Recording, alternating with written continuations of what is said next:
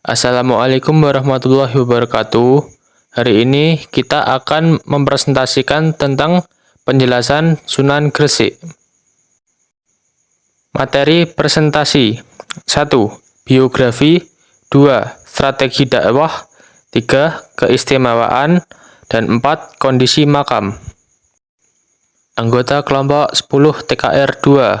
1. Doa Arangga, nomor absen 1. 2. Kadik Muzaki, nomor absen 32. 3. Lukman Aji, nomor absen 33. 4. Malvin Hasfua, nomor absen 35. Biografi Sunan Gresik. Nama asli Maulana Malik Ibrahim. Dikenal pula dengan sebutan Maulana Maghribi, Syekh Maghribi. Namun, ia lebih dikenal dengan nama Sunan Gresik.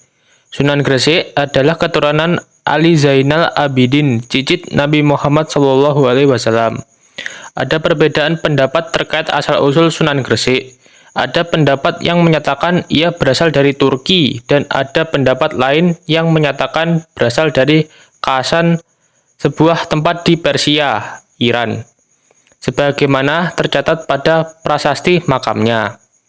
Sunan Gresik wafat pada tanggal 12 Rabiul Awal 822 Hijriah, bertepatan dengan 8 April 1419 Masehi. Beliau dimakamkan di Desa Gapura, Kota Gresik. Dalam deretan nama-nama sunan atau wali di Jawa, beliau adalah wali tertua. Ia datang ke Jawa untuk menyebarkan agama Islam pada zaman Majapahit tahun 1379 Masehi. Sunan Gresik bermukim di Gresik untuk menyiarkan ajaran Islam. Sunan Gresik adalah seorang ahli tata negara yang menjadi penasehat raja, guru, para pangeran, dan juga dermawan terhadap fakir miskin. Makamnya banyak diziarahi masyarakat hingga sekarang. Ia dianggap sebagai penyiar Islam pertama di tanah Jawa, sehingga dianggap sebagai ayah dari Wali Songo. Strategi dakwah Sunan Gresik. 1. Pendekatan pribadi melalui adat istiadat. Metode dakwah Sunan Gresik yang digunakan pertama adalah pendekatan secara pribadi, melalui pergaulan dengan masyarakat. Dalam metode ini, Sunan Gresik senantiasa menunjukkan sifat-sifat mulia, seperti ramah tamah, kasih sayang, dan suka menolong yang berhasil menarik perhatian masyarakat yang kemudian menjadi dekat dengannya dan menghormatinya. Bahkan, banyak dari mereka yang akhirnya memeluk Islam dengan sukarela.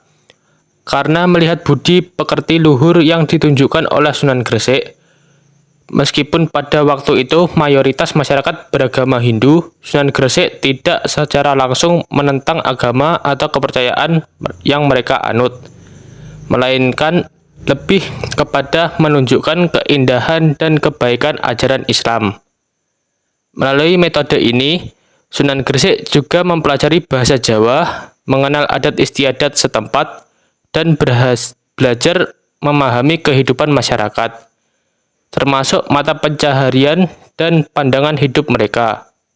Ini menunjukkan bahwa Sunan Gresik sangat berhati-hati dalam menjalankan dakwah dan bertujuan untuk tidak membuat kesalahan yang bisa menyebabkan penolakan dari masyarakat. 2. Perdagangan. Metode dakwah Sunan Gresik yang kedua yang dilakukan dalam rangka menyiarkan Islam adalah melalui jalan perdagangan. Dalam metode ini, Sunan Gresik berprofesi sebagai pedagang di pelabuhan terbuka, yang sekarang dikenal dengan nama Desa Romo, Manyar. Melalui perdagangan, Sunan Gresik dapat berinteraksi dengan berbagai lapisan masyarakat. Selain itu, kegiatan perdagangan juga melibatkan raja dan para bangsawan yang turut serta sebagai pelaku jual beli, pemilik kapal atau pemodal. Setelah cukup dikenal dan dihormati oleh masyarakat, Sunan Gresik melakukan kunjungan ke ibu kota Majapahit di Trowulan. Meskipun kunjungannya untuk menyebar agama Islam tidak berhasil, karena Raja Majapahit tidak memeluk Islam, Sunan Gresik berhasil menarik perhatian Raja Majapahit. Sebagai hasilnya, sang raja memberi sebidang tanah di pinggiran kota Gresik yang kini dikenal dengan nama Desa Gapura. 3. Pertanian dan pengobatan. Cara lain yang digunakan Sunan Gresik dalam menyiarkan agama Islam adalah melalui jalur pertanian dan pengobatan. Berdasarkan literatur sejarah, Sunan Gresik dikenal sebagai seorang ahli di bidang pertanian dan pengobatan. Sejak ia berada di Gresik, hasil pertanian masyarakat meningkat pesat. Sunan Gresik mampu memanfaatkan kesuburan tanah Jawa untuk menanam berbagai kebutuhan sehari-hari, seperti padi, umbi-umbian, dan tanaman lainnya. Bahkan ada yang mengatakan bahwa ia adalah orang pertama yang mengusulkan untuk mengalirkan air dari gunung untuk mengairi lahan pertanian masyarakat. Selain itu, Sunan Gresik juga dikenal mampu menyembuhkan berbagai penyakit menggunakan ramuan dari daun-daunan tertentu. Dalam praktik pengobatannya, ia tidak memungut biaya sepeser pun. Ia dengan ikhlas membantu masyarakat yang sakit dan membutuhkan kesembuhan. Melalui cara ini, Sunan Gresik berhasil mendapatkan simpati dari masyarakat yang akhirnya mempermudah penyebaran agama Islam di kalangan mereka. 4. Mendirikan masjid dan pesantren. Setelah para pengikut Islam semakin banyak, metode dakwah Sunan Gresik yang ia lakukan selanjutnya adalah dengan mendirikan masjid sebagai tempat ibadah, sarana dakwah, serta untuk mengajarkan agama Islam kepada masyarakat. Pada masa itu, masyarakat Jawa sudah terbiasa tinggal di sekitar tempat guru mereka yang mengajarkan ilmu. Ada tempat-tempat khusus yang disediakan oleh para guru untuk menampung murid yang ingin belajar. Sunan Gresik yang memahami kebiasaan ini kemudian mendirikan pesantren sebagai tempat untuk menampung santri yang ingin belajar ilmu agama darinya. Pesantren yang didirikannya tercatat sebagai lembaga pendidikan Islam pertama di tanah Jawa. Sunan Gresik yang dianggap pertama kali menyebarkan agama Islam di Pulau Jawa, memiliki beberapa karomah. Di antaranya adalah dipercaya ampuh dalam berdoa. Setiap doa yang dipanjatkannya, Tuhan akan langsung mengabulkannya. Salah satunya ialah ketika Sunan Gresik meminta untuk diturunkan hujan kepada Tuhan melalui sholat istisqa. Meskipun dalam kondisi yang kemarau sekalipun, permohonan Sunan Gresik kepada Tuhan selalu dikabulkan. Kemudian karomah selanjutnya ialah saat Sunan Gresik pernah mengubah beras menjadi pasir. Hal itu terjadi saat Sunan Gresik mengingatkan para saudagar kaya yang tamak dan tidak mau berbagi. Pembuktian beras menjadi pasir tersebut sebagai peringatan agar mereka tidak terlena dengan apa yang mereka miliki. Selain doa-doanya yang mujarab, Sunan Gresik juga dapat menyelesaikan masalah dengan cara yang baik. Wali Allah yang satu ini juga bisa mengobati penyakit masyarakat saat itu, sehingga ia pun disukai oleh banyak orang. Makam Sunan Gresik berada di Jalan Malik Ibrahim, sekitar 200 meter dari alun-alun Gresik.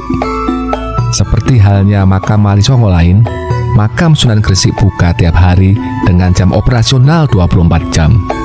Namun biasanya, tempat ini mulai ramai didatangi peziarah mulai pukul 6 pagi sampai pukul 6 sore.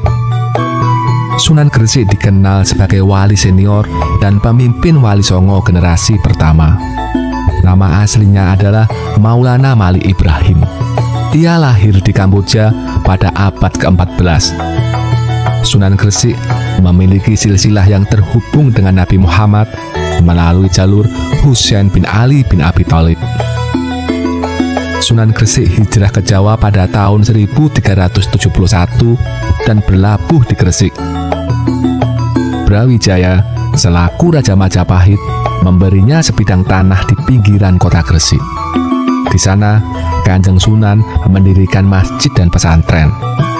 Sunan Gresik menggunakan strategi dakwah yang cerdas dan halus.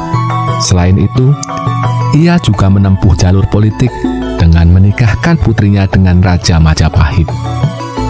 Dengan dukungan politik dan modal sosial yang ia miliki, agama Islam berkembang dengan pesat di Jawa Timur.